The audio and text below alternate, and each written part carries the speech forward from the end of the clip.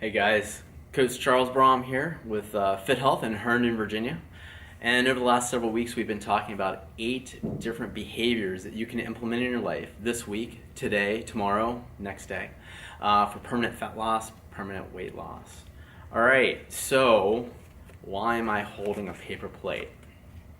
Well, years ago, when I was an obese guy, I was trying to figure out how to get a handle on losing my weight, right? Wanted to get into a lot better shape, but I was having a lot of trouble because I found that I would eat whatever was on my plate, right? So if I was at a restaurant and there was a platter, I would eat all of the food on the platter.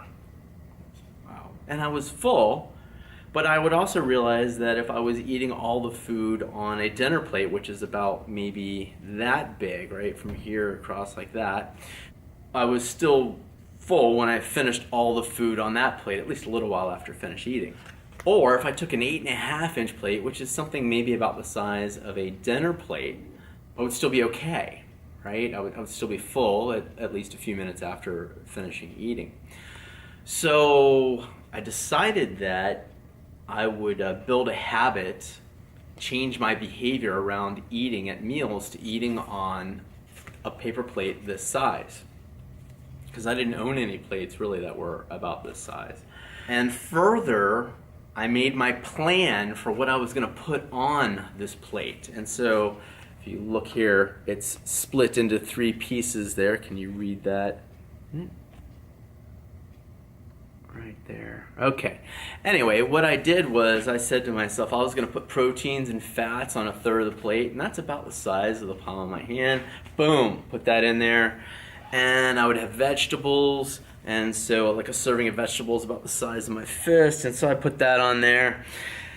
And maybe a piece of fruit, especially if I'd done a bunch of cardio activity that day and I was really feeling extra hungry, and so maybe I'd take an apple and I would put that on this section of plate. So a third, and a third kind of thing. A lot of times I ended up eating all vegetables for 2/3 of the plate and my proteins for a third of the plate.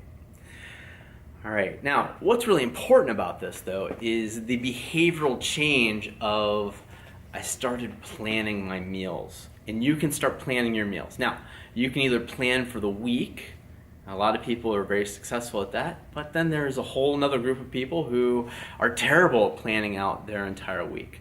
But let's talk about if you were planning out your week. So what is the behavior that you would implement on a weekly basis? Let's step back and think about that for a second. You see these food services that are advertised on TV. We will ship you your meals and all you have to do is eat them. And that tends to work pretty well, right? You get a breakfast, a lunch, and a dinner, and at least a snack or two, and they ship it to your house, and all you have to do is heat the food up or cook it, depending on which program you've gone into, and then you just eat the serving that they gave you. And you sometimes you can even choose between a vegetarian option or, like you want a heavy meat-centric option, or something that has grains in it as well. They just have all these different options. But it's all portioned out for you based on an average scale of what you would need to eat to lose weight and stay in shape based on their program. So, you get on this program for 12 weeks, and every week they ship you new food, and you just heat it up and you just eat it, right? So that's your behaviors. You just take the food that came to you and you heat it up and you eat it. So if you're planning your own meals, though, you would need to sit down once a week and say, okay, what am I going to eat this week, right? Create a list of all the different things you're going to eat. And then you have to figure out which food items would be on that list to go buy at the grocery store or have it delivered to your house. There are delivery options nowadays. So you might say, for instance, hey, on the proteins, I'm going to go steak, beef, chicken, pork, fish, and eggs. All right, and then on vegetables, maybe you're going to do something like broccoli, bell peppers, onions, have some tomato sauce, asparagus, celery, carrots, sweet potatoes, and a few things like that. Basically all the items that are in the perimeter of the store, the fresh items. Fruits that would also be along the perimeter of the store, maybe apples, oranges, bananas, limes, lemons, that type of thing. And then you need some oils for cooking or flavoring, olive oil, coconut oil, avocado oil, and then some seasoning. So we usually have 3 types of salt at home at all times. So we got sea salt, kosher salt, and pink salt, pink Himalayan salt. And then seasonings, we tend to go with the Italian type seasonings, basil and all that kind of thing, crushed red pepper, and then some cayenne pepper. So when I'm at the store, I don't even necessarily have to have this list with me, right? I just know that if I'm out of one of these items, I should pick some up, especially if it's on sale. And then I have my freezer, go put all the stuff in the freezer. So when I go to make a meal, I know I've got all the raw ingredients in place. I can just open up the refrigerator and say, oh look, there's some pork tenderloin, I'll throw that on the grill. And oh, we got some broccoli and some onions. Chop up some of the onions, throw it in for a quick little stir fry kind of thing.